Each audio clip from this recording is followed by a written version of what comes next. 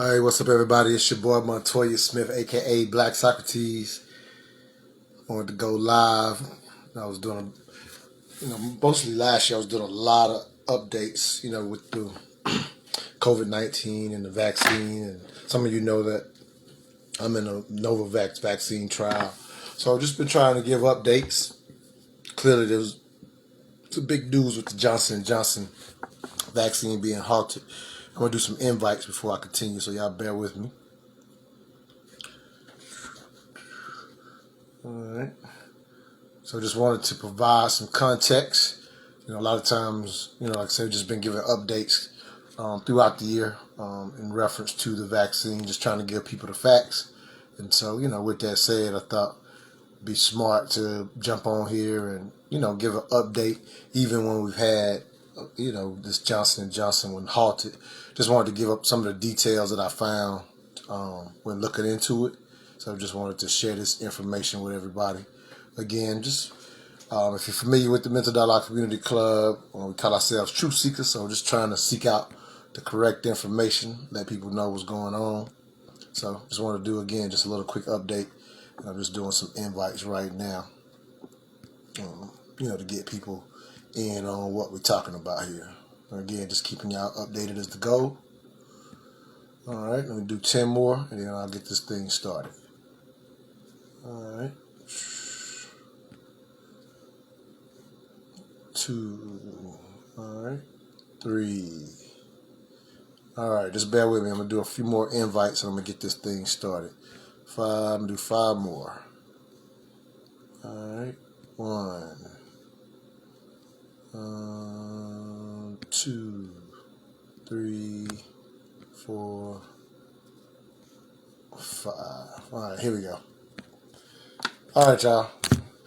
So again, just wanted to do a quick update. I'm pretty sure everybody's seen the news. The Johnson & Johnson vaccine, the one-shot vaccine, has been halted. I don't know if you've looked into the details, so I just took a quick look. Going to make this short.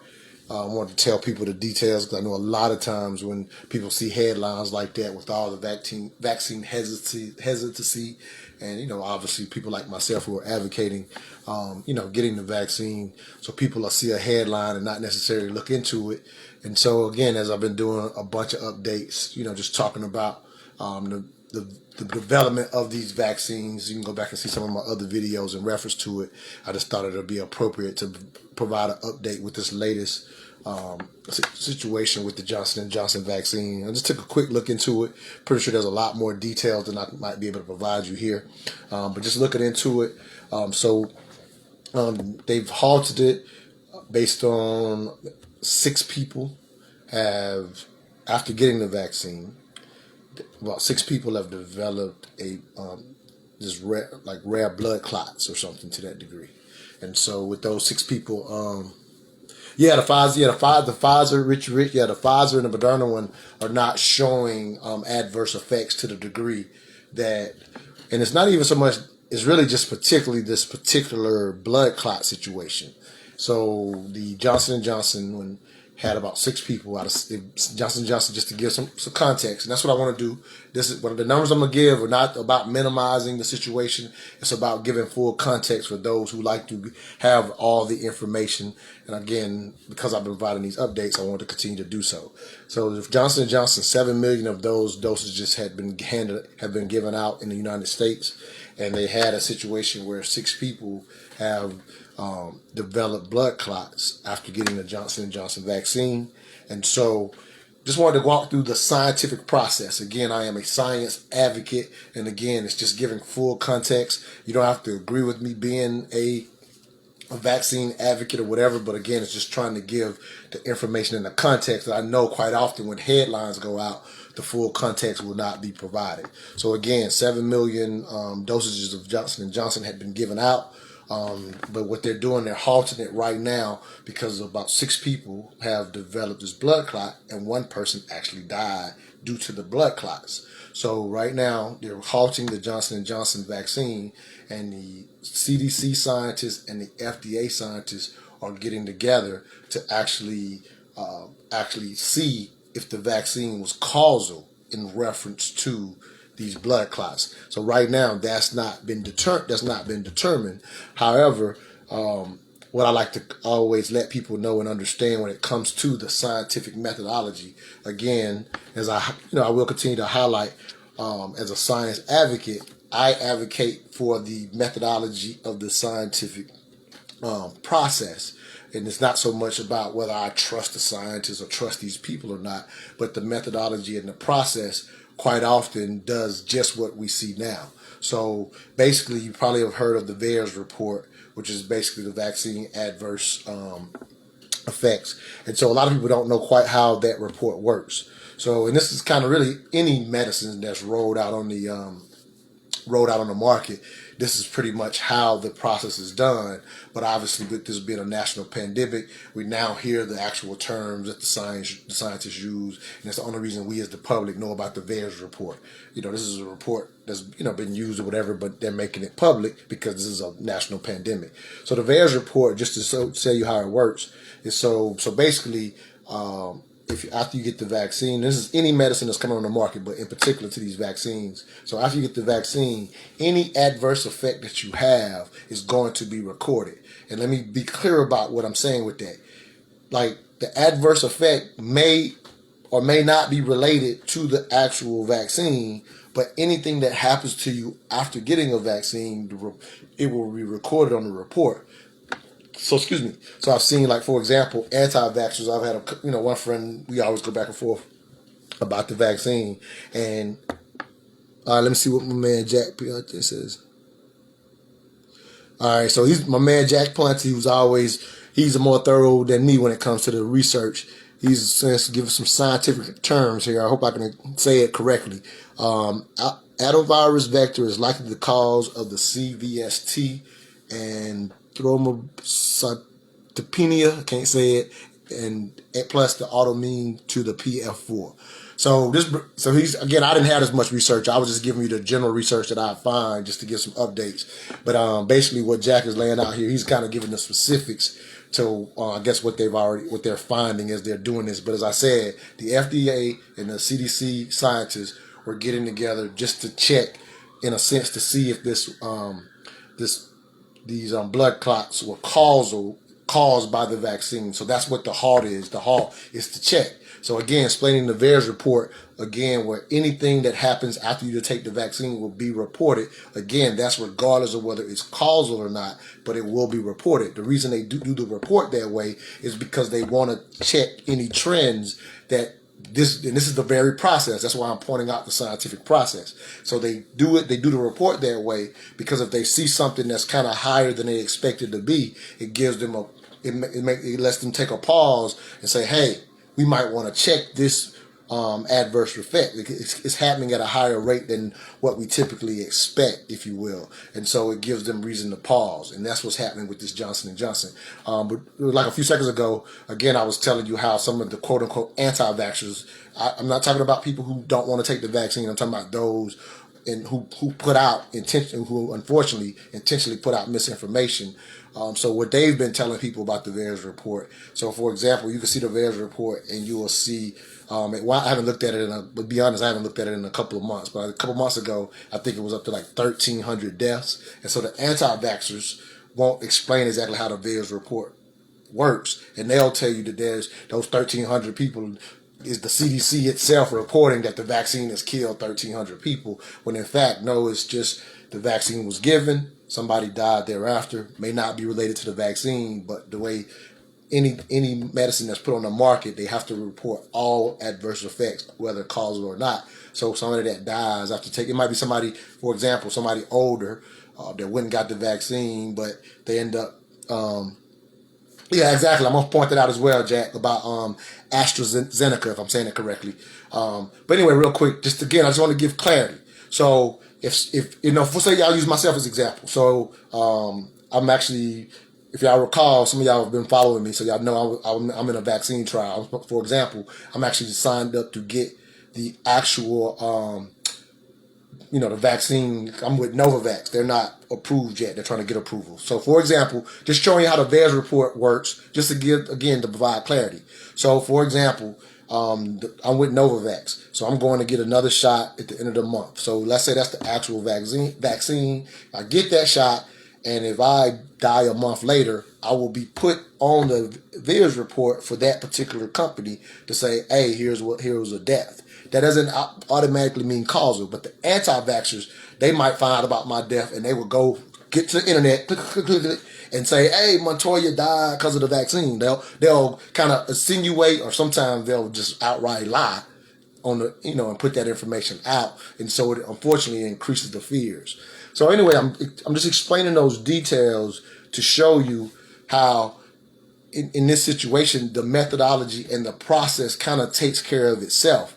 If it was, in a sense, this big conspiracy that the anti-vaxxers, again, when I say anti-vaxxers, I'm talking about a particular group that is very intentional in their efforts.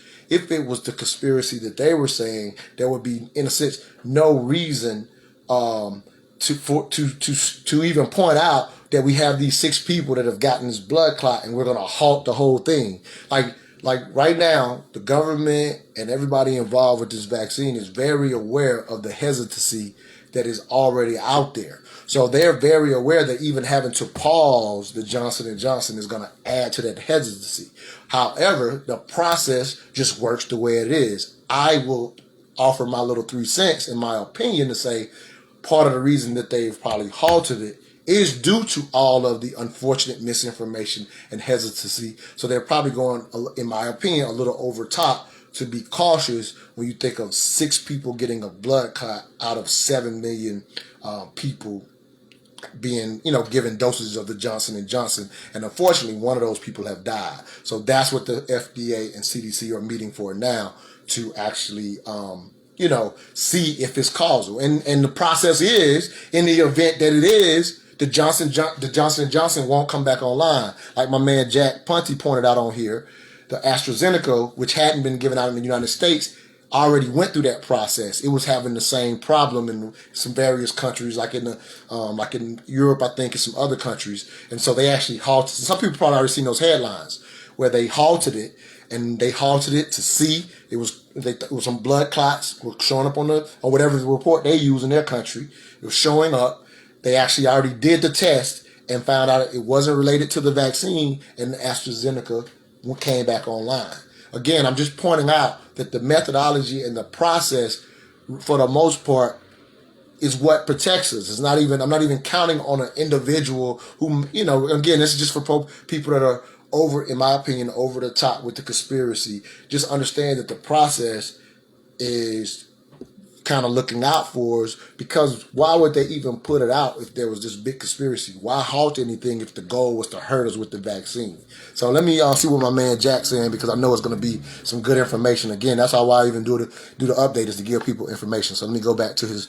Some of this is very specific. Again, this brother's a better researcher than me, so I'm just going to read what he's saying. I might not be able to even explain it all, but again, this is just giving people more details to what's actually going on, because at the end of the day, you don't have to agree with me to take the vaccine. I'm not trying to do that. But again, as a company, as a media company who tries to put out the correct information, I want to at least give you the information so you can at least be updated with the full context, versus somebody stealing a headline and, kind of sending you down a path without giving you the information. So here's what Jack Ponte, again, great friend, been on our show, love this dude.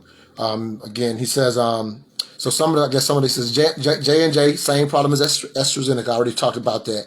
It says symptoms of headaches and abdominal pain may indicate CVST. Jack, if you're still on here, is the CVST related to the blood clot specifically? Because I'm not familiar with the term. So I'm a maybe, or tell me what CVST is, so that'll help me better explain it to the people that may be trying to get this information. But again, I'm just sharing these comments from Jack, who does more research than me. Again, I'm just trying to give y'all a minimal update so that y'all are, in a sense, not running wild with just headlines. He says, Moderna's issued a statement, a comprehensive assessment of safety data found no connection to CVST. I'm assuming the CVST is blood clots. I don't know if let me see if he's on here. He may have left. All right. But I'm assuming the CVST is related to the blood clots, because that's kind of all I saw. I didn't see the exact. I didn't see. Oh yeah, somebody suggested I bring Jack on.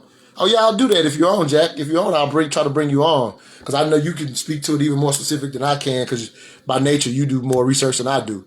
Let me see if I see him. I don't see him. Good suggestion. Low key, I think that's who suggested that. Let me see if I get back to the camera. He may have left. Jack, Jack, if you're on, I don't know if you'll let me bring you on, but I mean, you're giving me so much specifics. I probably, if you don't mind coming on just for a few minutes to maybe even get some clarity, because all I'm doing is reading what you're saying, and I'm not as as much as I like science, I'm not as abreast to it as you are. I don't mind. I love bringing on people who know more than I do. Let me see if I can make some sense of it. If he's not able to come, if I don't see him out there to come on, let me see if I can find him. Yeah, I don't see him out there to add him. I would definitely try to add him because he's on here. Let me see what let me see what he's saying. Rare clotting disorder that affects 1 or 2% of people after exposure to heparin. In rare cases, the platelet factor 4 antibody has been associated with CVST. Okay, so researchers in Germany and Norway quickly identified an autoantibody called platelet factor 4 that appeared to be linked to the syndrome caused by AstraZeneca. Okay. Again, this is the same problem that AstraZeneca had, which is another vaccine, if you hadn't heard that term, that's being used in other countries. The funny thing is the United States has a bunch of dosages of AstraZeneca. And I saw another article, just highlighting this. I saw another article right before this Johnson & Johnson got halted. And they was just talking about, again, due to the vaccine hesitancy, and again, I'm not saying whether you're valid for having it or not having it. I'm just pointing out that they've always, in a sense, there's a great understanding by the, in a sense, scientific community that this is an issue that has to be addressed. It's part of the reason, to a degree, why the rollout and the let me say this too, the rollout and the logistics have not been great in the U.S. on rolling it out. I'm pretty sure other countries have experienced the same thing, but it definitely doesn't help that the vaccine hesitancy is causing people, in a sense, not to go get the vaccine. And so it's playing a role in people not getting enough or whatever in situations like this. So they're very aware that they're going to create even more hesitancy with that. So again, I point that out to say that the process is working. When they see something, they check the process and say, okay, let's see if this thing is actually causing this issue or not. The AstraZeneca had already been proven not to be, because it's already been through that. Hopefully the Johnson & Johnson will prove not to be. Oh, I was mentioning this as well. The United States has I forgot, I actually saw the number, but right now it doesn't, I don't want to tell you the wrong number, but the AstraZeneca, we have a bunch of those dosages here in the U.S., but because we had the Moderna and Pfizer and Johnson rolling out, we just hadn't used them yet. And some other countries who don't have a lot of dosages, the U.S. may be sending their AstraZeneca dosages to those countries. But in that article, they were just pointing out, due to the widespread hesitancy worldwide, it ain't just in the U.S., that even the U.S. shipping those dosages, if they choose to do that to some of those countries that don't have a lot of dosages, if they were to ship the AstraZeneca, the article was pointing out that even that common sense move, right, since the U.S. is not using these dosages and there's countries that need it, it would be kind of cordial and makes common sense to say, hey, we'll send it to your country since you're lacking it. But what they pointed out is the hesitancy is so high, and again, a lot of this is being driven by the anti-vaxxers, that the hesitancy is so high that even the simple move of the United States assisting another country and sending their AstraZeneca to that country can appear to be faulty, because it's like, oh, the U.S. doesn't even want to use AstraZeneca. So that proves that the AstraZeneca is a lesser vaccine than all the others. Again, that's just highlighting what even the concerns that the scientific community is so aware of the hesitancy that even their common sense, one country helping another, can appear to be devious. Whereas the reason U.S. hadn't used it wasn't because it was a lesser vaccine. They just hadn't used it because we had our own rollout of Pfizer, Moderna, and Johnson & Johnson. So again, just wanted to give just good details, be as informative as I can be. And I don't hide the fact that, again, that I'm a vaccine advocate and that kind of stuff. And so some people would use that alone to say, This is why I'm advocating. Well, really, all I'm just trying to do is give you the context of the Johnson and Johnson and why it's been halted. So just giving people that context. And then last thing I pointed out on on the title. Just saw this as well. Y'all probably heard it. The Buffalo Bills, the NFL team, has come out and said they want to go full scale with their people coming back to the stadium. Like, for example, here in Atlanta, the Atlanta Braves are doing half capacity with letting people into the games, and they're still doing masks and all this kind of stuff. The Buffalo Bills, they're wanting to go no mask, full capacity. However, they are going to require you to show your vaccine, that you've been vaccinated, a card or whatever that they give you. Same thing you would use on a passport. So they put that out publicly, that that they want to go full capacity, no mask. You just have to come to the whatever. But anyway, just highlighting that, because I know, again, just due to the hesitancy and how it appears, people will highlight that and say, hey, look at them. They're making this thing mandatory, whereas the Buffalo Bills, same thing. They are, in a sense, private company, if you will, private business, that's saying, hey, here's what it will take for you to be allowed in our business. Kind of same thing. Just kind of flipping it or bringing it back to the table, like, where Colin Kaepernick was kneeling and things of that nature. Obviously, there's an idea of free speech. However, the NFL, being a private entity, can treat that different. And obviously that man was, pushed out of the league. And so in this case, the Buffalo Bills. So obviously now the wonder is, will other NFL or other sports franchises follow that lead? And, and that's what but some of the dialogue earlier last year, when the vaccine, talking about the vaccine coming out, that was going to be the situation where the government be making it mandatory. And the reality is, a lot of industries will do it, especially, for example, whether you agree with it or not, it makes sense from the standpoint of, if they want to go full capacity. So now you're basically creating, quote unquote, a super spreader environment. And so they've decided, we want to go full capacity. So in order to do it, though, you must be vaccinated, because, whether you agree with the vaccine or not, the way they are promoted and put out there, the vaccines, the Johnson and Johnson, the Moderna, and the Pfizer, have 100% efficacy against actually the COVID-19 disease. You being, you dying, or being you dying. Like, they're 100% against that. The other efficacies that are out there are in reference to you catching it. And, right now they're still doing studies on how well these vaccines are stopping transmission. I always like to make that real clear, because a lot of people haven't heard that distinction. Because a lot of other vaccines, for example, that most of us in the United States have already gotten, they're good at stopping transmission of the actual disease. So if you can't, so even if you can't transmit it, you definitely can't get the disease, and they're all protect you against actually getting the disease. So that's how a lot of the vaccines that we've already taken in our lives, rubella, measles, chickenpox, that efficacy is, obviously those vaccines have been around. With this new one, with the rollout, and then, obviously I know the, coming out pretty fast has been a concern, but I've addressed that on other videos, so I won't readdress that here. But I will say that with this one, they didn't do the rollout in a manner to ensure it stopped transmission. So that actually alarmed a lot of people. Like, damn, I can get take the vaccine and still get it. Right now, they're still doing the studies. There was a study that came out, I think, what's the date? March 18th, out of Israel. I mean, I love looking at this stuff, so I just try to share out information. But there was showing that the vaccines they had there, I don't know which one it was, though, to be honest, but it was showing pretty good. A study that showed out that it was doing pretty good against transmissions. So that's, from what I understand, is still being studied. I haven't researched that. There's probably some information out on that now, but I haven't, researched that. But with that said, a lot of the Buffalo Bills may have set a precedence that we may see with these other leagues, saying, hey, you got the vaccine. Because at the end of the day, the vaccine will keep you from dying. And, I don't want to highlight the dying thing, because I've always said, a lot of people say it's, only 1% die, which is, definitely the case. Not trying to overstate that. It's actually less than 1% to a degree, with the numbers that I see now or whatever. So a lot of times that makes people say, well, yeah, why do I even need to get it?